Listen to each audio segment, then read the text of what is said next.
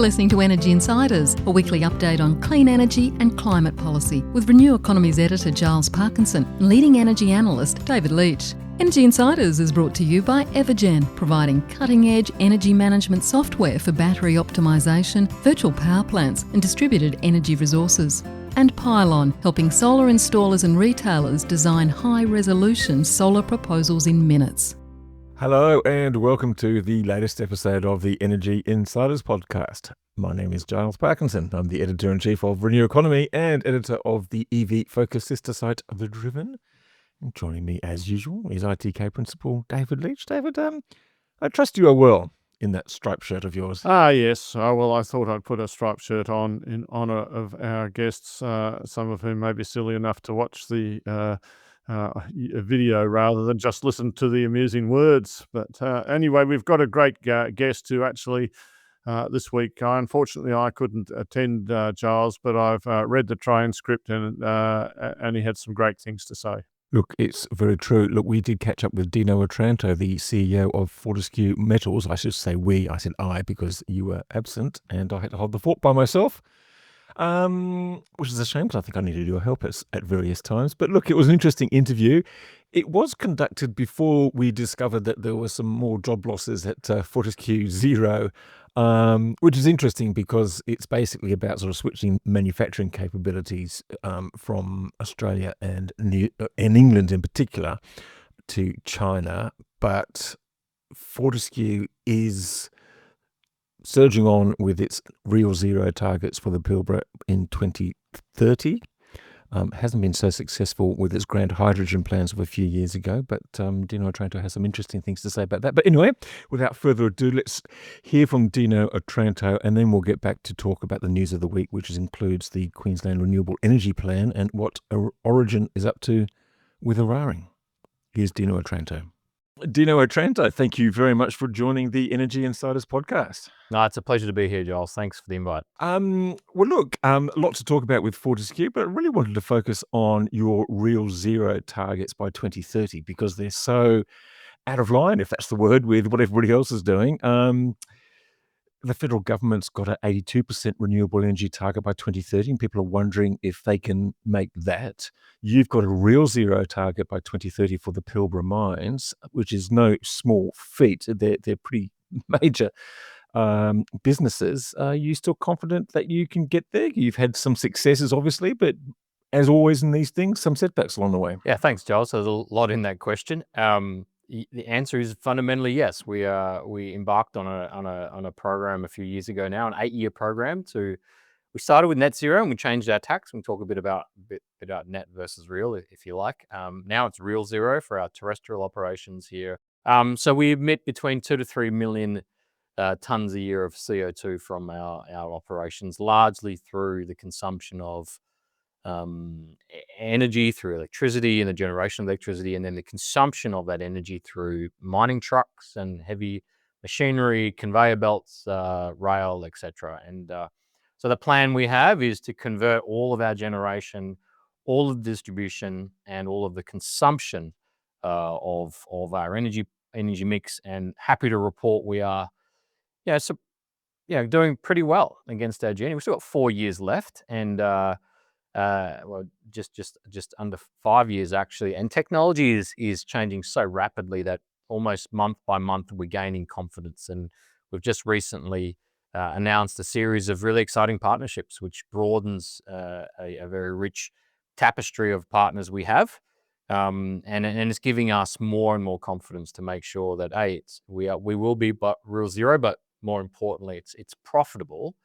To demonstrate to the world that this is about economics, not just climate change. We'll get to some of those technologies and some of those partnerships soon, but probably an opportunity for you to explain why you went real zero and what that means rather than net zero. I guess net zero includes offsets.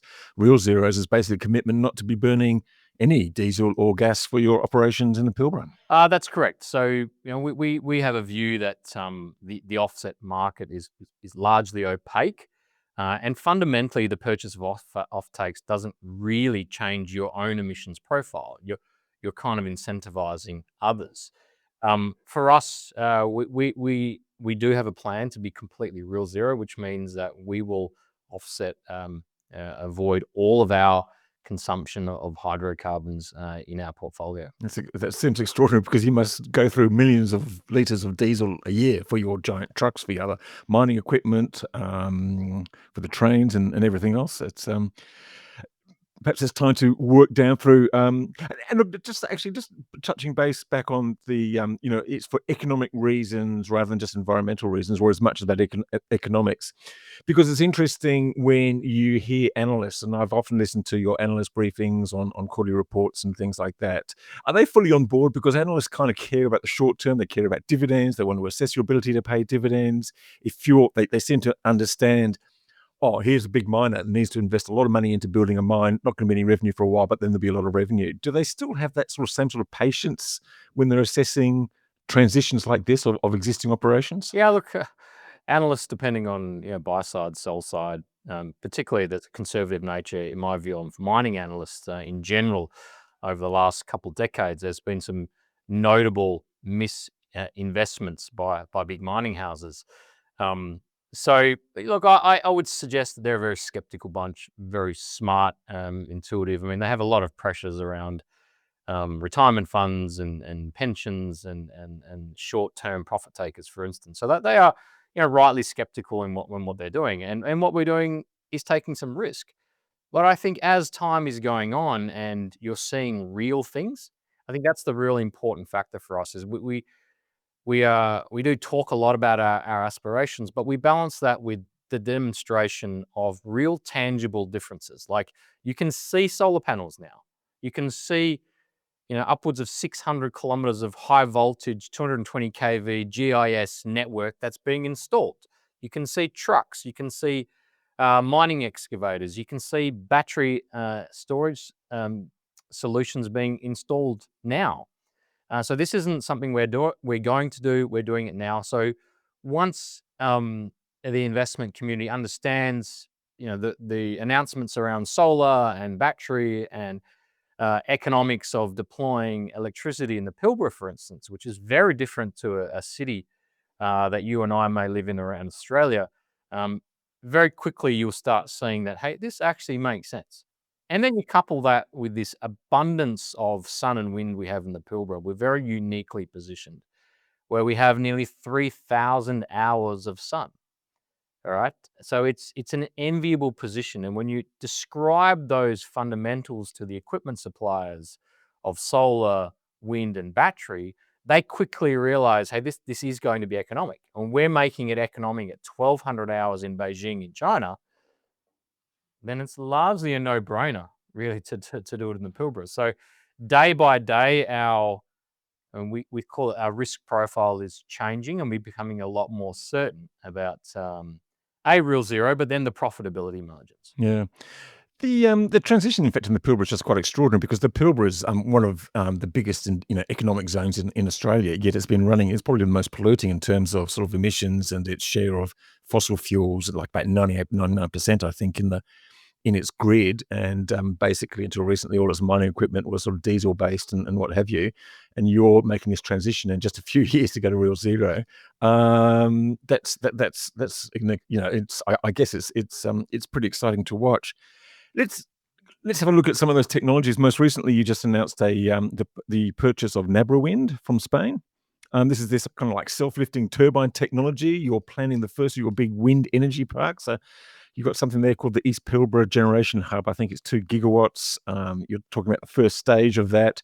You've signed a really interesting contract with Envision, which is a Chinese manufacturer new to Australia. So presumably they might have given you a good deal. Plus, you've got this new technology for this self-lifting turbines. Tell me, why did you buy Nabra Wind? Because it doesn't seem to have been sort of deployed at scale much anywhere. And what makes you so sure this is right for what you need? Well, thank you, Giles, firstly, for being so well informed about what we're doing. So we've been working with Nabra for some time, and as all commercial enterprises, we're always looking for opportunities for value. And we felt the partnership with Nabra fitted our values. It was in an area where it solved one of the key constraints about mass deployment of wind in places remote like the Pilbara, which is largely the logistics of getting blades and towers to where you want them to be built. And when you think about what NABRA is, the concept is very similar to erecting tower cranes, right? And when you look at a tower crane being erected in the city, for instance, they can erect them right in the middle of a street and have hundreds of meters access by itself constructing itself.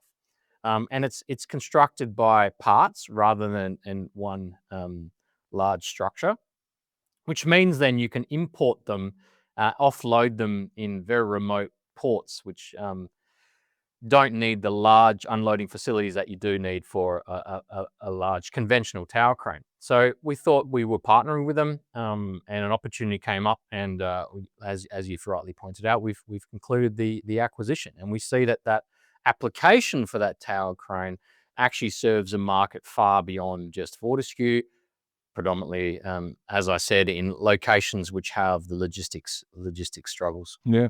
And so the first of those turbines, I think, are being built in China at the moment. I think there's a pilot one, and then you're going to be rolling out, I think, maybe 17 or 18. I can't quite remember now, in the first stage of this project in the Pilbara. I think from next year, maybe. Is it going to happen that quickly? That's right. It's in motion, and the reason why it's being erected in China right now is because you actually have to have the tower and the turbine certified in unison, which makes the assembly safe. So you need to have a test facility, largely being supported by our partnership with Envision. It's an Envision turbine that will sit on top of now Fortescue NABRA structure. And once we can meet the testing and accreditation requirements, as you said, we'll look for deployment along our decarbonisation timeline for 2030. And the other thing I think it benefits from is just less concrete in the foundations. And concrete, apparently, in hot areas like the Pilbara, just a pain in the ass to actually sort of do and to install. Temperature sort of controls and things like that, sort of water needed, and goodness knows what else. So I guess that's a benefit as well. Yeah, look, it is a clear upside in what we're doing, and you can imagine there's a large concrete structure underneath each one of these towers to deal with the structural loads that you have. You do these through piles. You do use some concrete, but it avoids the need to build a large concrete plant, for instance, which you do in many of these mass wind applications. So yeah, a lot easier and a lot less cost in terms of the civil works. Okay. And what about the rest of your plan then for sort of for bulk electricity supply? You guys, I think you've just completed, you had Chichester, which was built by Linter a few years ago, which I think does the cloud break line. You've got your North Star solar farm, which is under operations. And you're building another one, and I can't bloody well remember it now. Is it Cloudbreak or is it Wow, man, it's impressive your knowledge. So we have a number of underway, 190 megawatt. We have a soon to be started 644 megawatt facility, and that'll take us up to between 2 or 3 gigawatts of combined wind and solar in the region. And we haven't picked one particular site because the weather modeling that we've done and the disparate nature of our mines, rail, port infrastructure means that we could decentralize the installation and actually reduce the risk and maximize the sun and the wind in that balance. And we spent a couple of years. Yeah, typically you peg an ore body and you start drilling and exploring, understanding and defining your ore body. We did a similar thing with sun and wind, where we erected a lot of data towers to collect information of the last few years, and we have a really good understanding of where to deploy our technology to make sure we gain the most energy when it's available, which largely then reduces your capital footprint in more solar, wind towers, and battery storage. The other advantage that the NABRA towers give us is the ability to go higher. So you can put a bigger wind turbine, and actually we found that wind is not all the same. So as you go up in elevation, it's actually different. So you can find airstreams that have a higher potential wind or a lower potential wind than you ever thought. So you can actually then map out. It becomes a 3D map and landscape that we've now constructed over a distance which is some thousands of kilometers in the Pilbara. right? And so there you can have a couple of gigawatts of wind and solar then. That will then account for your entire electricity requirements at the sites? That's correct. Yep. Yep. So, and we're electrifying. So, it's as you said before, we use a roughly up to 900 million liters equivalent of diesel, right? If you converted all of the electricity generation and the diesel consumption into diesel, just to give people's orders of magnitude of what we're doing. That's a lot of jerry cans. It is, and it is a lot of trucks of diesel driving to each of our sites to fill up the trucks, but also run some of the generators that we have. So we've literally built an extension cable network from Port Hedland through to all of our mines, and now we're plugging in their solar and wind farms. And as we're doing that, we're progressively lowering the carbon intensity of our operations. And we're finding that as months and really months go on, because the technology is changing that quickly, the economics improve almost day by day. And each contract we sign, well, with each sequential solar, wind, battery installation that we have. That's interesting. So, okay, so that large scale technologies, they're the ones coming down: wind, solar, batteries. Yeah, so we look at really three key technologies to enable economic decarbonisation for the iron ore business. One we've mentioned is solar. That's largely come down in terms of the panel cost. We're doing some exciting work on installation costs, because that's the next level of cost out for solar generation, particularly in Western jurisdictions where the cost of labour is somewhat higher. We're looking at autonomous and robotics to install solar panels, which is then taking that cost profile to the next level. The NABRA partnership and some further cost out on the turbine in terms of its size gets the cost of the wind down. And excitingly for us now is the cost of battery storage. We've seen come down drastically over the last couple of years.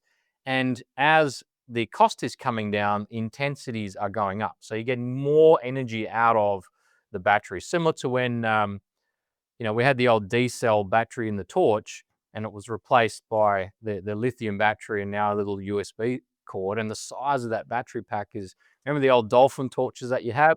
Now you can get more lumens out of something that's that big. It's actually following the same type of path. Okay, let's talk about then some of the equipment that you're using at the mines. One of the main ones is the haul trucks. I mean, these are massive machines, 240 tons. Last year, I think it was last year now, you signed a $4 billion agreement with Liebherr for a whole bunch of several hundred of these trucks. I can't remember, maybe it was 400 trucks, but also other mining equipment. How are you going with that? You've had a I think is it Roadrunner that you've had on site there as the test one, or is that the hydrogen one? I can't remember now. How are you going with that technology? And maybe you can also explain why you actually did a partnership with XCMG, I think it is. They're now going to build almost half of those trucks. I'm just wondering why that happened. Yeah, look, maybe I'll tell a bit of a story of the history of this. Well, we put the call out to our suppliers around partnering with us on net zero at that stage, and then real zero now. And what that meant was having a commercially available zero emission truck. And at that point, and it wasn't too long ago, actually, it seemed pretty crazy. Lo and behold, not many people put their hand up to say, hey, you can buy one of these off the shelf. And that worried us a little bit, because we knew what the next challenge would be was, we'll go and build one yourself, which was a pretty visionary statement from our chairman. And look, less than 100 days later, we had built one. I mean, it didn't go very fast. It didn't go very far, but hey, we actually did it. And what was surprising from that moment on, because it was a bit of a Frankenstein, we put our own power system into a readily available chassis. It was a Terex chassis, which is a very long-standing brand. It was a Terex 4400 for those out there who like their old trucks, mining trucks. So we put our power system inside this, and it ran quite successfully. Well, in our view, for something to pull together within 100 days. And then you had Liebherr step up. And Liebherr said, listen, we're really impressed with what you can do, right? And maybe the partnership is with a mining company, not a traditional OEM. Because what we found is often disruption comes from places that you'd never expect. And we have a saying in our organization is, if you want real change, sometimes the analogy is, if you want to learn to swim and jump in the water and burn your boat, you learn pretty quickly to swim or not, right? And And that's kind of what drives us. Is we find that the creativity and entrepreneurship of our workforce helps solve some of these problems, and that's what we saw with our first truck, the Roadrunner truck that you mentioned, and then that led into the development of two types of trucks with Liebherr. One was a hydrogen fuel cell truck, and the other one was a battery electric truck. Now, there's sometimes myths about hydrogen versus fully electric trucks. They're largely all an electric platform, okay? And then the auxiliary, which drives the electric motor and the battery packs that we've built, can come from a hydrogen fuel cell, it can come from a combustion engine, or it can come from further batteries in a fully battery electric truck. So the architecture and the foundation is largely the same. And then we tested out at the time a hydrogen fuel cell and a battery electric, one being plugging into a grid and one being for a potential hydrogen fuel source that we can touch on if you want while we're not there at the moment. But for us, economically, at the time, it made sense to go fully battery electric. So that led then to the acquisition of Williams Advanced Engineering, which was largely a power system company that was a spin-off of Sir Frank Williams' Formula One racing days. So we inherited a pedigree of research and development and tech development of really racing power systems. And the synergies between the racing industry and mining was not as far-fetched as people thought. We're all trying to move a lot of stuff really quickly. Power to weight was the secret, and in fact, although we're at opposite ends of the planet, the synergies and coming together of how technology was developed was pretty special in only a few years ago. So that then led to the partnership with Liebherr, and Liebherr suggested, well, we'll supply the chassis, Fortescue, you come and do the power systems with us. And that then led to a deal to purchase not only trucks, but also excavators and a bunch of other equipment with Liebherr. And at the time, we were the only horse in the race. Okay, it was a Fortescue Liebherr partnership. And as I said before, technology has changed, and it does pretty quickly.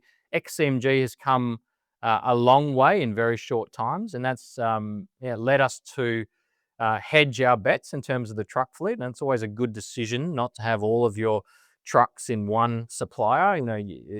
That's typically what mining organizations do. We have two suppliers. So that's where we are now. We'll have a 50% fleet of Liebherr, Fortescue trucks, and then a 50% XCMG 240-ton battery electric truck. Okay, and these will start rolling out at scale when you've got a couple on site, I think. But when will we see them? Next year will be the big year, and then, like you said, it's north of 300 trucks. So that'll take a couple of years to fully roll out. The good thing is, on the Liebherr side, we've already got a fleet of Liebherr diesel electric trucks. So we're getting very familiar with the electric power system, the new types of trucks. So we've given ourselves a couple of years in advance to understand how to operate these things.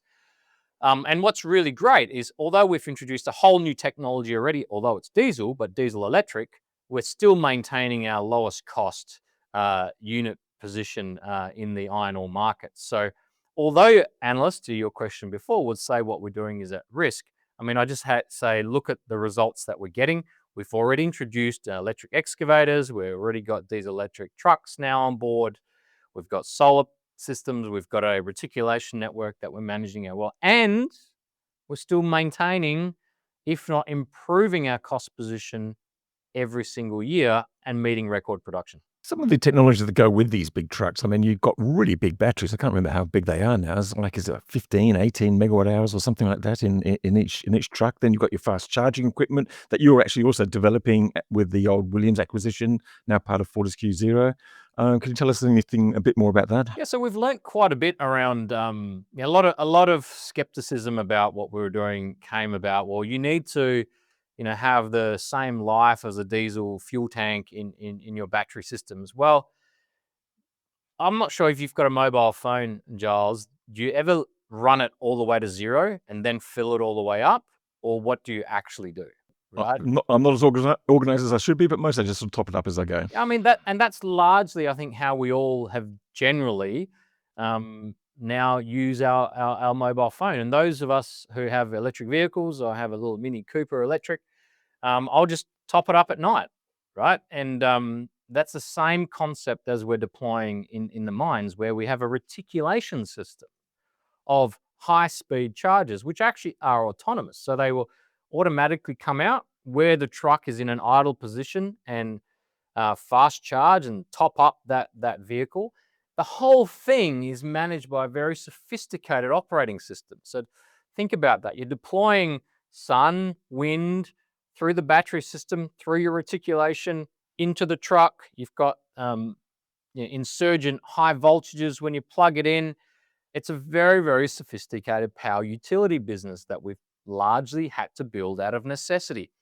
And some of our aspirations around energy projects to solve the economics of providing green electrons or electrons at cost to mums and dads around the world, you need sophisticated utility style networks. And we've built that over the last couple of years. We now have commercial products that we can sell in this space, and we are already selling some of our application stack in this market. And some of the excavators that you've been operating for a while, they've already done some considerable fuel savings. Can you just tell us briefly about that? Yeah, so we deploy a fleet of Liebherr 9400E electric excavators, and they are tethered. So that means that you plug them in. For iron ore open pit miners, that was a little bit scary, but I remind them that tethered electric equipment has been used for a long, long time in mining, underground mining. The coal industry in Queensland, for instance, use this. So this is not new technology. It's new technology for iron ore miners. And again, I point to the underground mining environment. Electrification of underground has been around for about 50 to 60 years, because you can't put humans in the line of diesel particulate emissions. It's toxic. So we've already solved that. So to say that the technology doesn't exist to make a slightly bigger truck, I just don't think that people were trying hard enough. And that's been our experience. Yeah. And some of the developments you've been, the Williams racing team, I don't know whether they're still called that. They've been, what was the word called? The sort of the pit boost technology that you've just been rolling out as well. Sort of, charging cars. And you talk about Formula One. Presumably it's the same sort of technology that you're going to be using at the mines, or it's the same principle, where you can just sort of charge a battery, maybe 100 kilowatts, 150 kilowatt hours, in just a couple of minutes. So I can hear the lawyers already in my ear. I'll just clarify that. We're not affiliated with Williams Racing Team. And we're not Formula One. We're called Formula E. And we're the Fortescue Zero Formula E, which is a fully electric racing circuit. As you said, we've developed what's called a pit booster, which is a large a high-speed, quick dump of electrons. And the way I describe it to people, remember the old days in the 1960s of Formula One racing, you had a big jerry can and they just open a big valve and it would all dump into the car, close it, and away they go. Very similar approach. You have a large battery-style capacitor that you completely discharge instantaneously into a receiving battery vessel, and away you go. Amazing. Let's move on to trains. I don't know whether that's still part of your Real Zero ambition.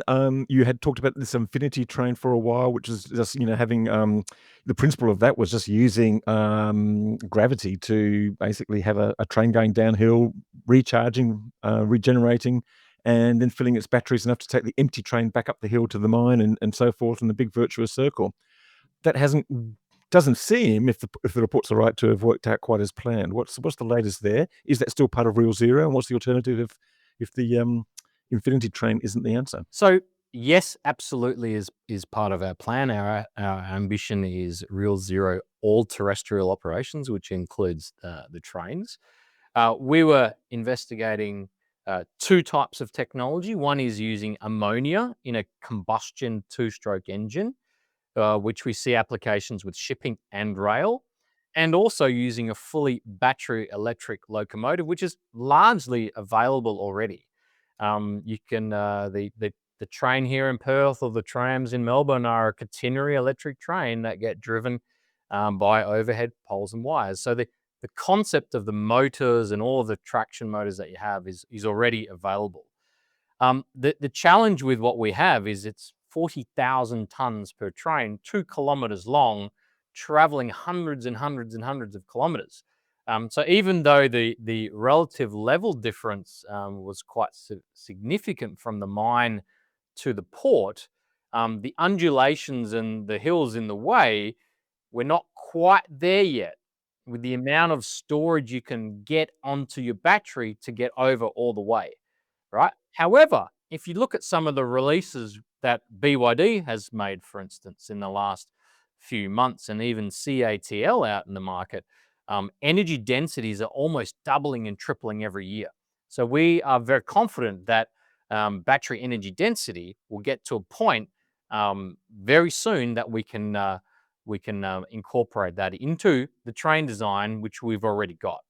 Hence the quite important partnerships now that we have with BYD, which gives us, in some respect, you're at the front of the line with this latest technology that's coming out. And you can also work now with BYD to design bespoke battery systems that can be used for your particular application set. So the infinity train concept then is still alive. You're just hoping for a more powerful or more denser battery to be able to get you over those humps. Yeah, look, it's exactly right. And again, I keep using the drill analogy at home, right? I remember when you first got your 12-volt cordless drill, whatever brand affiliation you have, it was pretty weak the first few years, and you still had your corded drill for the tougher applications. Now I think rarely people use a corded drill. I know I've got a flex volt 24-volt something or other that can do all of what my corded drill used to be able to do. And that is only because DC brushless motors and batteries in those combinations can give now the torque curves and the battery distance that were required.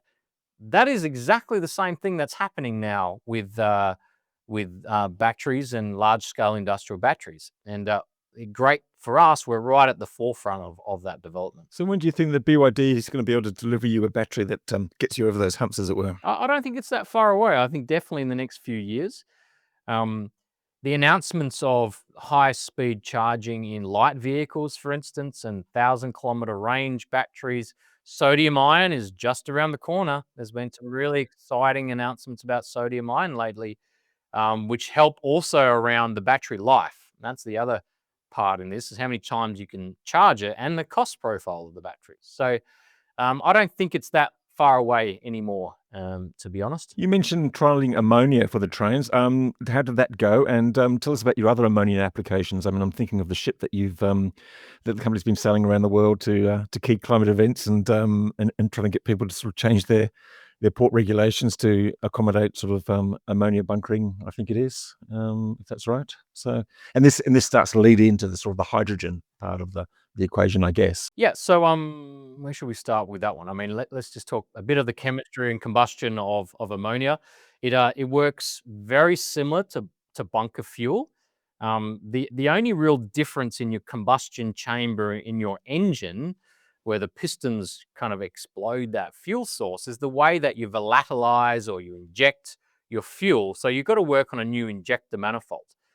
We built our own two-stroke engine prototype system here in Hazelmere in Perth near the airport. And we then developed that inverter technology, which then led to us adapting a large locomotive two-stroke engine with a new injector chassis.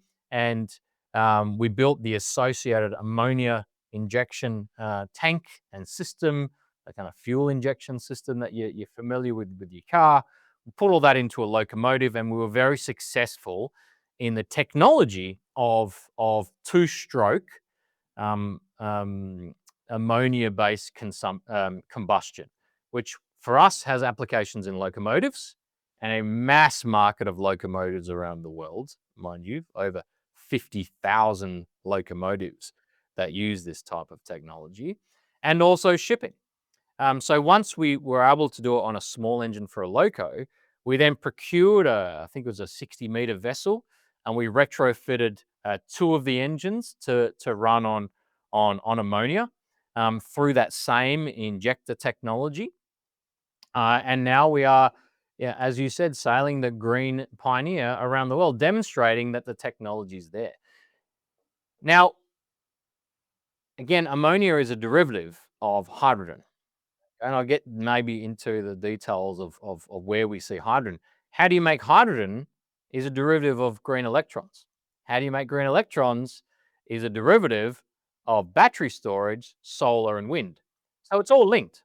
And for us now, we've learned that the way to unlock hydrogen and its derivatives, so liquid ammonia, as we just discussed, or fertilizers, or explosives, all comes back to the quest to get a commercial green electron.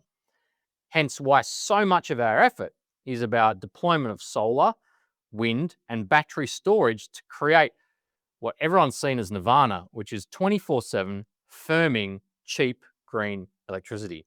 And that can be used directly as electrons, or then what we're really excited about is creating that downstream industry of ammonia derivatives, or hydrogen derivatives, particularly for places like the Pilbara.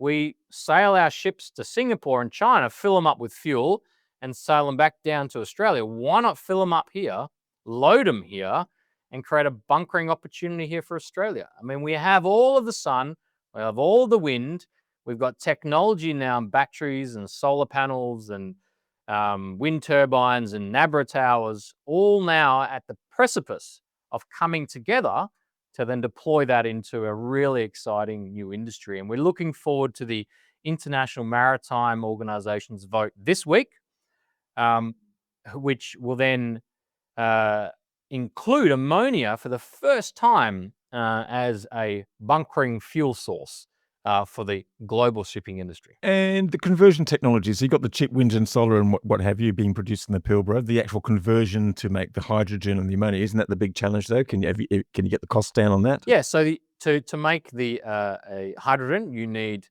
the electron and water, and then you put it through an electrolyzer, as you say.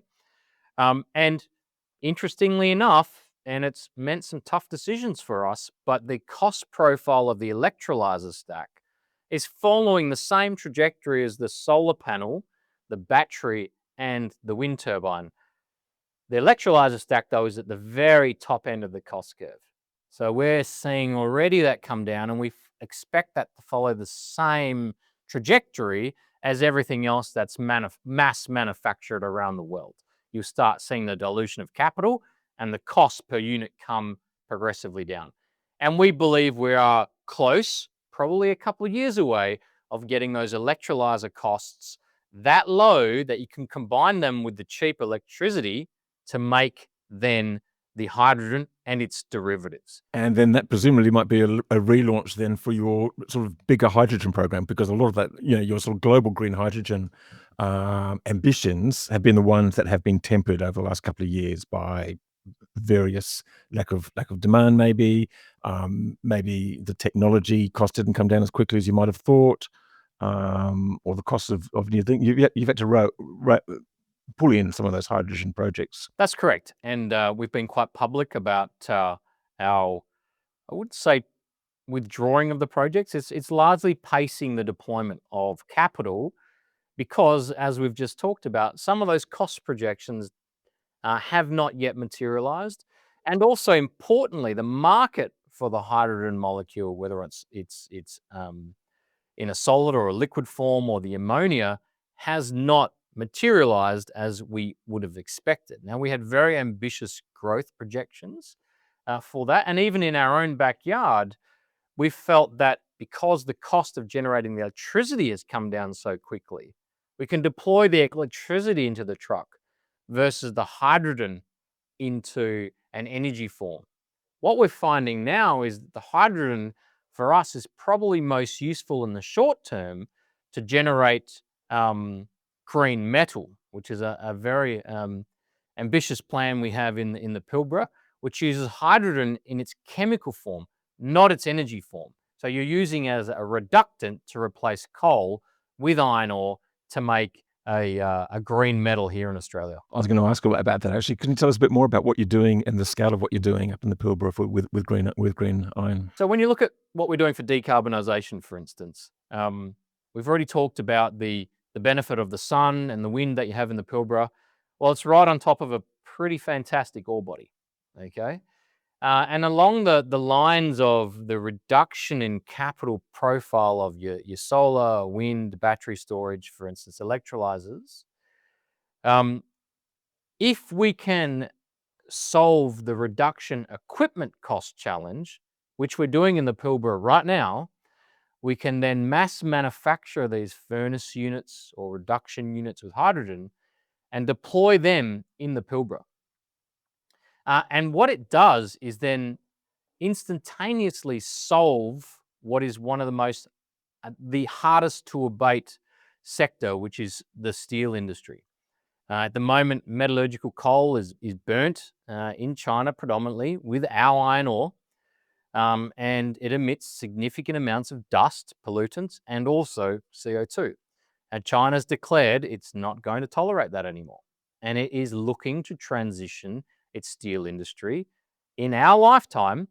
As blast furnaces get retired, EAFs are being installed. They are looking for carbon-free sources of inputs, and green metal is one of those. And we intend to demonstrate we can do that in the Pilbara, in our own operations with our own lower grade fine iron ore, and demonstrate to the world it is possible. And I'm a firm believer that the technology will catch up and liberate the abundance of cheap iron ore that Australia has. And that puts us at a unique advantage over Brazil and Africa because of our proximity to China, our abundance of sun and wind resource, but also the abundance of low-cost iron ore we have in the Pilbara. And I want to see that industry flourish for the next 50 years. But right now, the reality is we don't have a product that the steel mills want in the long term. And it's actually quite future then quite critical then for the long-term future of your ore bodies to be able to develop that technology. So I'm guessing. And when do you expect to see the first results from this pilot plant? What are the timelines there? We will finish building the plant this year, and then we'll get on to commissioning. So early in the next year, you'll see the first commercial quantities of green metal start to come out. Okay. Just getting back to the overall picture, it's interesting seeing some of your other rival iron ore miners. Look, they've all got their own sort of races to run and things like that. I think they sort of they've gone slow, or they've said they've got to go slow because the technology is not there. For electrification, for instance, they seem to be going slow in some instances on large scale wind and solar, possibly because they can't see the electrification. Yeah, I'm just wondering if you can comment about that and your rivals. I mean, maybe like all good sports people, you don't really worry about what your competitors do. You're focused on your own game. But and some of the pushback that Fortescue's been getting about this sort of pursuit of real zero, because it sounds very exciting to people in the industry, but it's often mocked by those outside it. Yeah, I think look, we largely ignore the mockers and demonstrate through action and real delivery that this is possible. And I am 100% confident that as with any disruption to any industry, once you create a viable product, the market will flock to that product, and it can shift very, very quickly. If and when we produce an equivalent cost of diesel in our equipment in the first generation, why would you not change? There is, even if you're not a climate believer, it's just dumb business not to. Should Fortescue reach real zero by 2030, and you're obviously very confident that you're going to be able to do that, what does that mean then for Fortescue? And what does that mean for Australia's general decarbonisation process and opportunities? I mean, we've always said we want to be somewhat of a light on the hill for people to look to with real practical solutions to help decarbonisation of big industrial emitters. And what we'll create by 2030 at Fortescue is a complete orchestra of products, the software, the hardware, the distribution, the energy solutions, all of those solutions, which we believe is a commercial product in itself under the banner of Fortescue Zero. But more importantly, we'll have the only iron ore in the market with a zero carbon footprint. It's going to be quite profound. I mean, it's good for Fortescue, both as just a miner and a supplier, but also as a technology provider. Well, I think it spurs local industry, local manufacturing jobs, particularly if we go downstream into green metals. So I think it's a great thing for Australia, and we can demonstrate at a world stage that we're taking this seriously. And I applaud the federal government for standing up. You know, the recent, as you said, the carbon reduction targets are very ambitious for the government, and it's very rare this day and age where everybody has an excuse to pull back, for real leadership to stand up. And I applaud Minister Bowen and Prime Minister Albanese for their international position on this. I mean, if I'm feeling a criticism for what we're doing, I can only imagine what Minister Bowen and Minister Albanese are going through. Well, Dino Otranto, thank you very much for joining us on the Energy Insiders podcast. I sort of feel like we've just sort of done a big tour very quickly, but I really appreciate it, and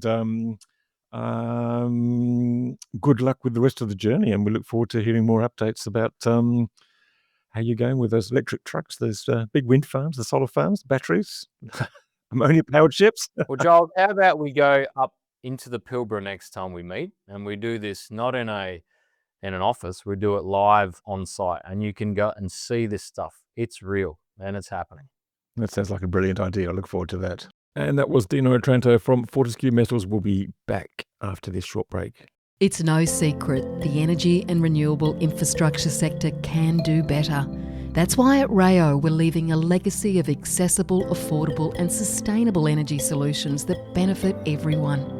Rayo's highly experienced team work to empower their clients through choice and certainty, delivering world-leading, successful energy infrastructure projects.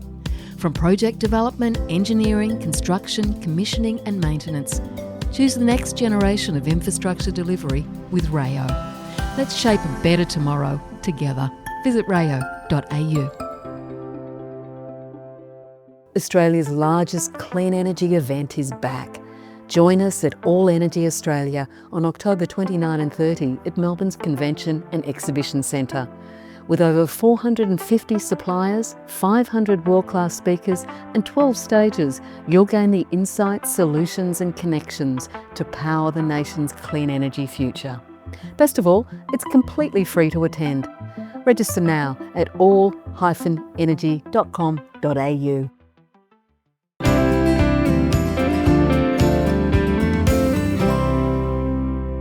You are back with the Energy Insiders podcast with Giles Parkinson and David Leach. And David, it's going to be interesting to see if Fortescue do get to real zero by 2030. I think if they get there or they get close, a bit like the renewables energy target, it'll be a game changer. Well, I'm interested to think about how well they go with these new wind turbines that we've spoken a little bit before.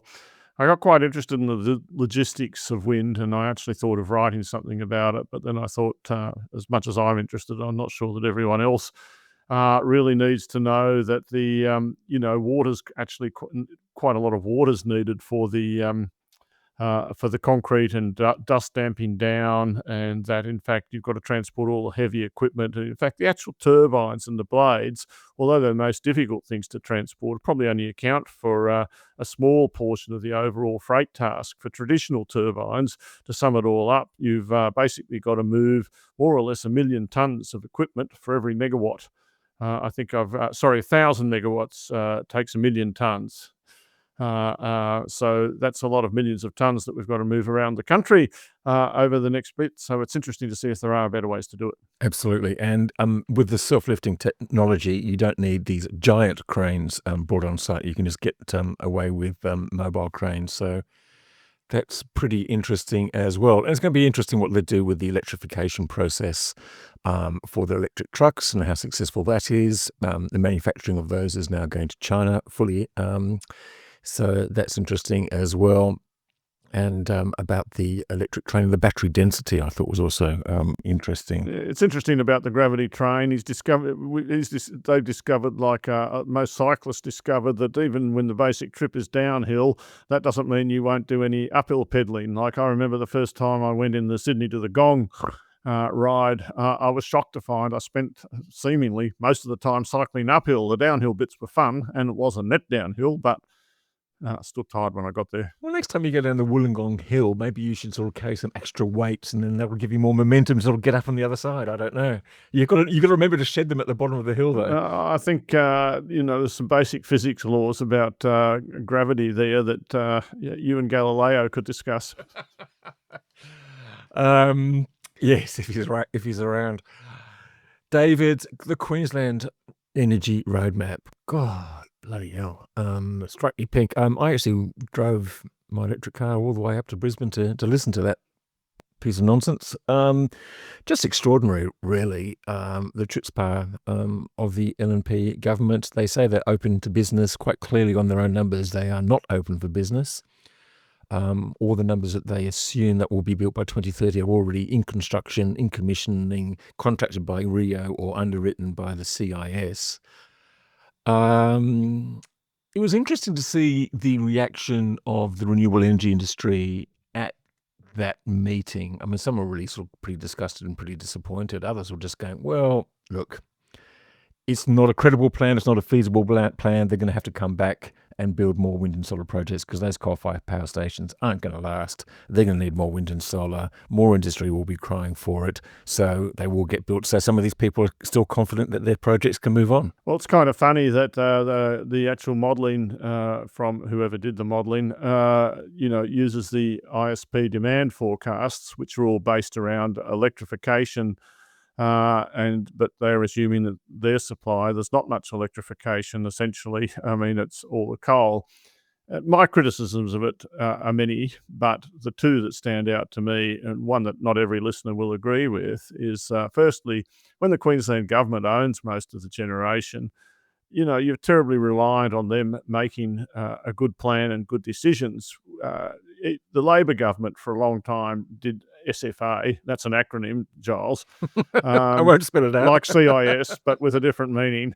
And then at the end, they did a great job with Mick de Brenny, but it didn't get all that far, as we know. And then a new government comes in with a different idea.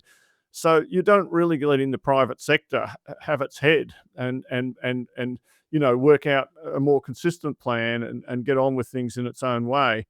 So, I do have a criticism of unfettered government ownership of these assets. It doesn't always result in the best outcome, I don't believe. I absolutely believe that there are individuals and people out there in Australia with very good ideas, and if there'll be lots of ones with very bad ideas, but letting the market sort out what's good and what's bad is the one thing. That's on the one hand. The second thing is that when you focus so much on your base and ideology of running the coal stations for as long as possible, it doesn't really explain how you're going to grow Queensland and grow energy consumption and get new energy-intensive industries, whether it's crypto mining or data centres or whatever it may be, to actually survive there, to come to Queensland, and you're still going to get all the negative consequences of climate change, the road damage, the floods, the droughts, the coral bleaching,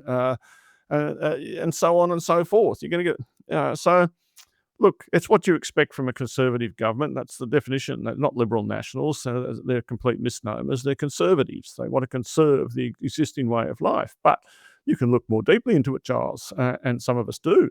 And we will see that coal mining, which is really much more important to Queensland than coal generation, is actually suffering as well. We've had retrenchments there in a couple of them, some of which will be described as cyclical, but the basic story is that Indonesia is stealing all the market share from thermal coal in Australia, not because Indonesian coal is any good. It's far, far worse than the Australian coal, but it's much, much cheaper as well. And there's lots of people that just want to buy cheap coal. Speaking of coal, let's get on to Origin Energy. No real surprise. You've written a couple of analyses over the last few weeks and months pointing out that the market's not really factoring in a coal closure of Eraring in 2027. And basically Origin came out and admitted as such, saying it's a potential closure date, 2027. The hard date is 2029. And it talked about all the difficulties in building new renewables and the planning issues and the connection issues and all those things. How would it know? It hasn't done any of that stuff. Exactly. I mean, It's just like AGL, they're full of all the difficulties without actually having done any. well, they haven't really tried or even done anything yet. Absolutely. I mean, it's got one wind project. I mean, remember, they actually flagged the early closure of Eraring in 2022. And then, to borrow an acronym from you, they've done SFA since then. And, they've advanced the Yanco Delta, but they're not even going to make a final investment decision on that until late next year. So Well, they can't. It hasn't got planning approval yet. It has to go back into planning. So, and there you go. and it needs an upgrade to the Dinawan substation to actually be built. So I think that's fair enough. And in New England, the transmission won't be there.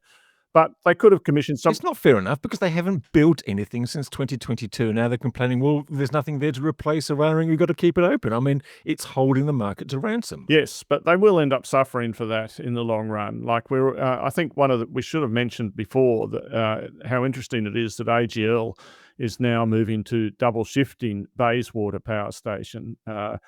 They need to do that. So what that means is they're actually closing it down right off and then warm starting it later in the evening.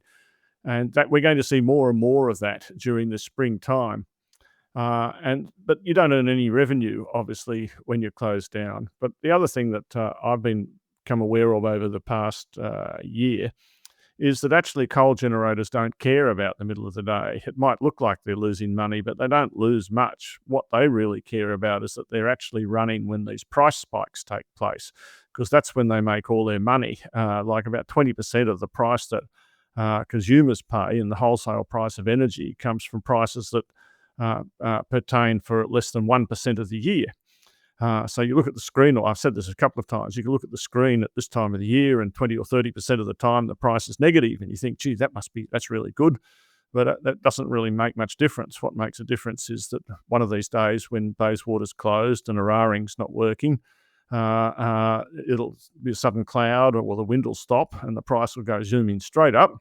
And the guys that are around then will make a lot of money and consumers will have to pay for that. And it's not just when the wind suddenly goes down behind the cloud and the wind stops. It's also anything that looks like a controllable market and the prices go up. I mean, it's not just a force of nature, David. It's bidding and rebidding strategies, something that the Australian Energy Regulator is more conscious of and making more sort of tutting sounds about, but doesn't seem to be able to change it. Look, markets have a life of their own. It is a market. No, the governments don't control it.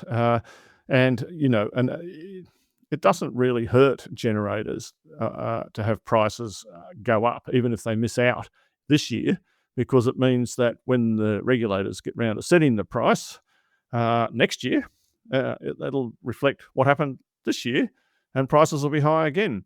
Now, the only offsetting news about that is all the batteries that are coming on stream. There was a huge number of them already. I think I wrote in my notes something like about 16 gigawatts of batteries that are operating, commissioning and under construction. And then you can almost double that number from batteries that have been awarded a CIS contract. And whilst getting awarded a wind or even a solar CIS contract is like a participation certificate, doesn't actually mean you're going to do anything or win anything, so it seems to me. But the battery guys who've got one, they'll probably get on and build batteries because that's the market we're in. Absolutely. And it's interesting to note that 12 of those, I think, as we mentioned last week, 12 out of the 20 that won the generation contracts have batteries with them. So they've probably got a better chance of moving forward. And we've seen that some others have options to add battery projects. And the next tender is already underway, 5 gigawatts. Charles, the people I was talking to said they'd have been perfectly happy if these hybrid solar and battery projects had left the solar out. Well, let's just perform. Victoria actually says it doesn't want any solar or solar battery projects in the next tender. It just wants wind, and I guess that probably reflects the difficulties it has of actually attracting wind. And it's lost another of the offshore wind projects. RWE's decided it's all too hard, blaming costs and uncertainty over the auction date and withdrawn. It doesn't mean that things aren't going to get built, because probably only one or two projects will get ahead anyway, and it might have decided that it wasn't going to be one of those. Yes, Giles. Look, we shouldn't be too negative or too cynical. It's great to see these CIS awards in both the batteries for wind and for solar. It's great to see the transmission getting built for better and for worse. And, you know, the foundations are still being put in place that around about somewhere between 2028 and 2030, there's going to be a bigger renewable, we're going to have a lot of renewable energy. Already, it's more than 50% in spring. We have crossed that threshold in spring now. We haven't crossed it and won't cross it for a full year. But in spring, consumers don't realise it, but they're getting more than half their energy is coming from renewable sources. I saw a survey today that said that lots of people don't want to buy electric cars at the moment because they're worried about range, they're worried about charges, they're worried about prices. But actually, the people that do have electric cars, if you did that survey, I think you'd find, at least speaking personally, we're all pretty happy with what we've got. No, absolutely, yeah. There just seems to be so much negative stuff coming out about electric vehicles at the moment. It all seems to be a bit of an orchestrated campaign, as other campaigns against renewables and what have you. I think the vested interest, the Toyotas and the other big car makers around the world are sort of trying to push back because they can see things changing quite rapidly, particularly with the introduction of the Chinese car makers in Australia, which is one of the biggest and fastest transitions in terms of who dominates the space, because the Chinese car makers are more restricted in Europe and in America than they are in Australia. So interesting. Just back onto the share of renewables, 51.8% over the last 7 days, David. So there you go. You are quite right. I think that's probably a bit of a wrap for the day, isn't it? It is, as far as I know. I haven't got anything else. I've got nothing else. That's it. We've done our dash. Thank you very much to Dino Otranto from Fortescue for joining us. But we'll be back again soon, Giles, won't we? We'll be back again next week. I was coming to that. Thanks, of course, to our listeners and our sponsors, Evergen and Pylon. We will be back, as you just said, with another episode of the Energy Insiders podcast again next week. And that's bye for now.